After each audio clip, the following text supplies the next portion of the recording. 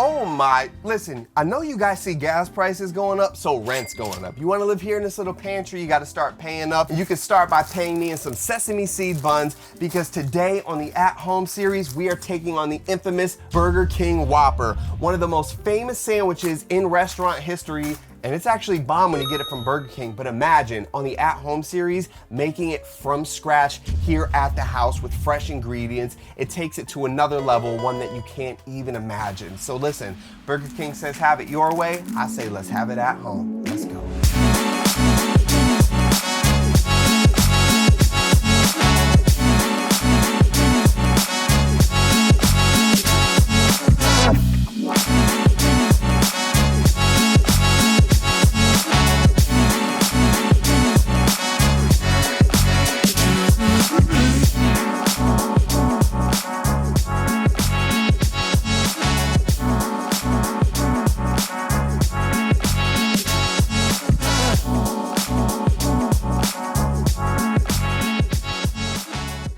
What's going on, everybody? My name is Farnum, and you are now tuned into the At Home series here on More Seasoning. Hey, before we jump into the Burger King Whopper, please scroll down and hit that like button and hit that subscribe button. I swear it helps more than you even know. And don't forget to drop a comment and let me know if you want to try to make the Whopper at home. Let's waste no more time. Let's hit the breakdown. All right, it's time to get into the breakdown. Here we have the Burger King Whopper, and I have to say, now that I cook a lot at home, this is a lot less impressive than I remember. Let's get into it. So we've got a sesame seed bun with what looks like an entire head of iceberg lettuce, a bunch of mayonnaise. I can't even tell if this is toasted at this point. Below that, we have got a couple of very, very shriveled up tomatoes.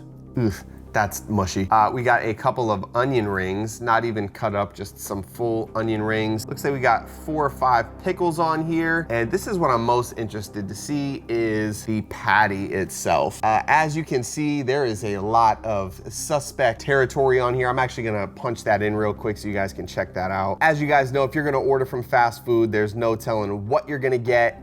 Nobody really knows what these things are made of. I have made a ton of burgers in my day, and there's a lot of texture on there that I honestly do not recognize. And below the patty, we finally have the bottom of the sandwich, which looks like it was a toasted bun.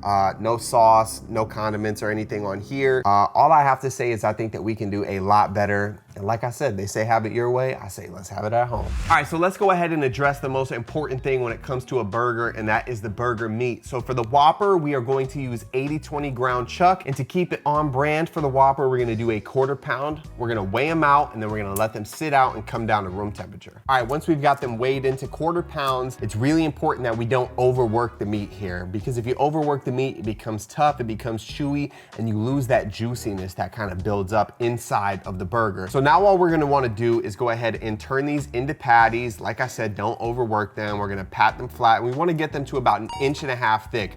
Once we get them to 1.5 inches, we're just gonna press down in the middle. That way the burger doesn't ball up while it's on the grill. All right, next we're gonna make a burger seasoning, because we gotta season our meat, right? We're gonna start with 1¼ teaspoon of salt. All right, next we're gonna do 1 teaspoon of black pepper, 1/2 teaspoon of onion powder, 1/2 teaspoon of garlic powder, 1/2 teaspoon of smoked paprika, and 1/2 teaspoon of brown sugar. And now we mix. Next, Burger King has mayo on their burger, and I've always been an advocate for Duke's until I recently started making my own mayo, and now I usually just throw any store-bought mayo in the trash. Because listen, homemade mayonnaise has a flavor that I cannot describe.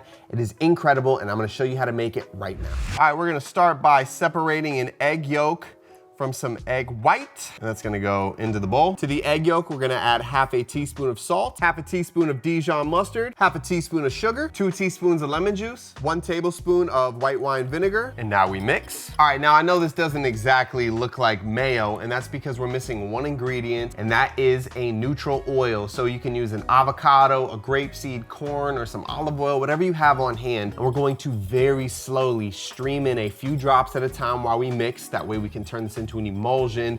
And once that starts to come together and thicken up a little bit, we can start to add a very thin stream, about 100 milliliters worth of oil, or until it is the texture that you desire. All right, so at this point, I've actually ran through about 200 to 250 milliliters of oil. And as you can see, this mayo is obviously it's room temperature, so it's gonna be a little more on the runny side, but it is the texture that I like. I'm gonna do a quick taste test.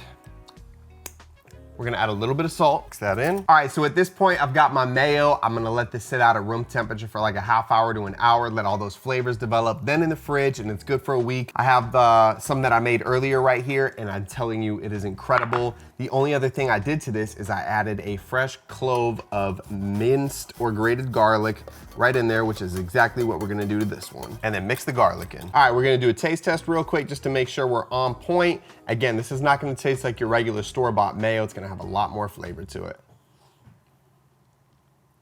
So obviously we got ketchup on our burger, but let's spice it up a little bit and make some chipotle ketchup. So we're just gonna do a few tablespoons of ketchup. And now we only want to put the smokiness of the chipotle in there because, you know, the burgers are flame broiled. So I'm just going to add a little bit of this. Like this is 1/8 of a teaspoon, 1/4 of a teaspoon.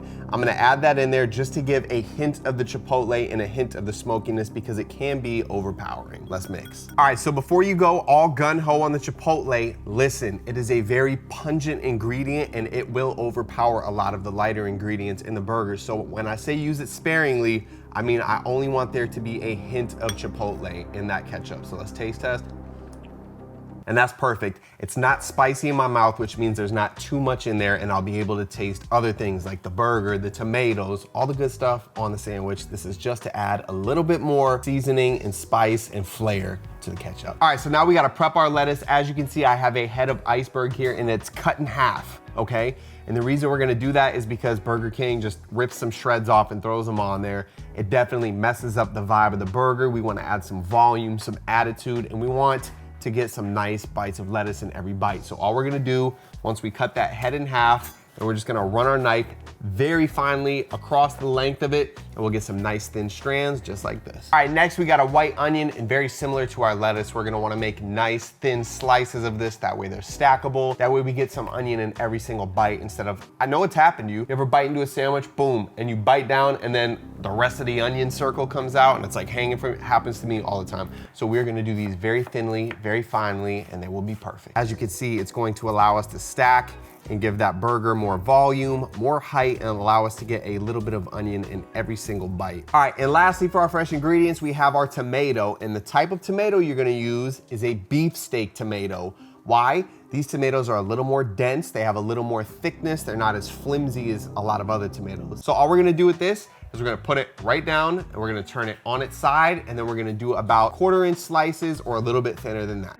All right, so once you've got your tomatoes sliced up, there's one crucial step that you can never miss when it comes to eating a tomato, and that's that you need to salt it on both sides liberally because the salt helps pull out the intense flavor of the tomato that is hidden in there, and it's what everybody loves. It's also kind of the premise behind MSG. They kind of went for the underlying flavor in a tomato. So yeah, make sure you pull the flavor out of your tomato and add salt. All right, last thing we need to discuss is the buns. I'm not making these from scratch.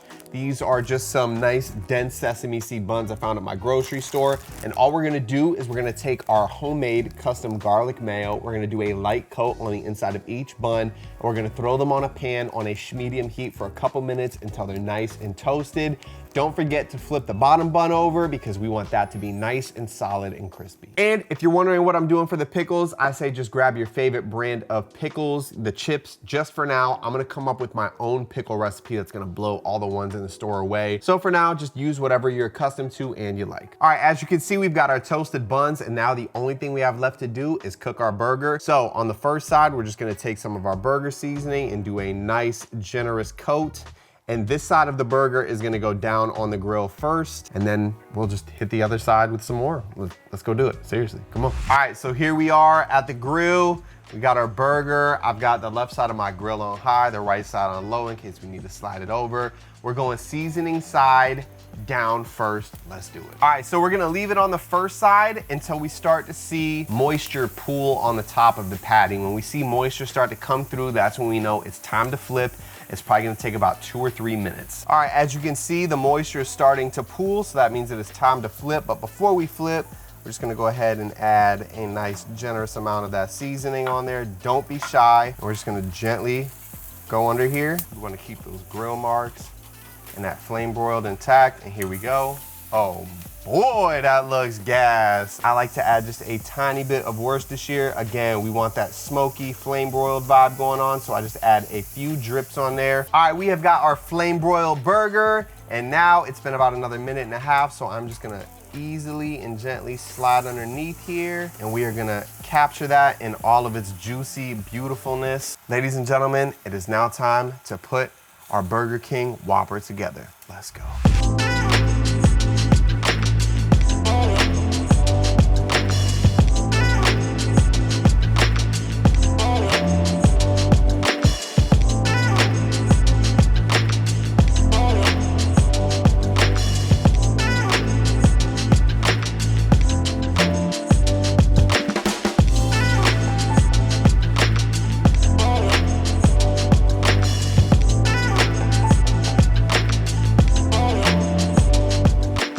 Ladies and gentlemen, it is the moment I know I personally have been waiting for, but it is taste test time. So we are gonna pull the dagger out of the Burger King version, and this is like 4 hours old and I really don't wanna do this, but I have to be fair. So it's 4 hours old, to be expected. It's not gonna be great, but I will say the smokiness and that charbroiledness that they bring out in those burgers, I don't know if it's like liquid smoke or some kind of artificial seasoning, but it's good. I mean, it's a reason why the Whopper is the Whopper. But let's go with the more seasoning at home version. We're about to dive in. 3, oh, look at that, 2, 1.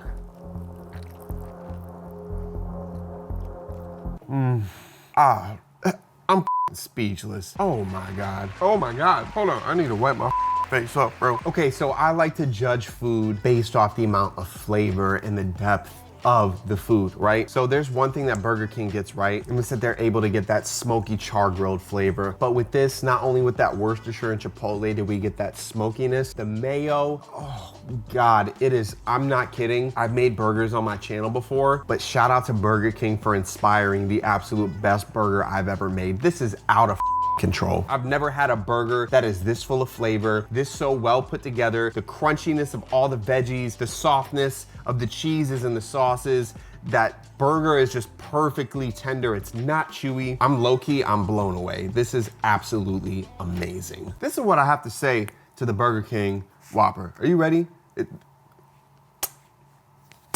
That's what I'm feeling right now. I'm feeling angry that this has the potential to be this. Ladies and gentlemen, let me say this. The Burger King Whopper at home may be the best sandwich that you ever make if you follow these exact steps. I'm so genuinely shocked and incredibly happy because I'm about to make them for the rest of the people in the house right now. Incredible. If you like this video, please scroll down. Don't forget to hit that like button and hit that subscribe button and drop a comment below and let me know if the King is gonna let you have it your way. And your way should be making it at home. My name is Farnum. This is the At Home series on More Seasoning. Shout out to Burger King for inspiring such a masterful creation. I'll see y'all next time. I love y'all. We out. Wow.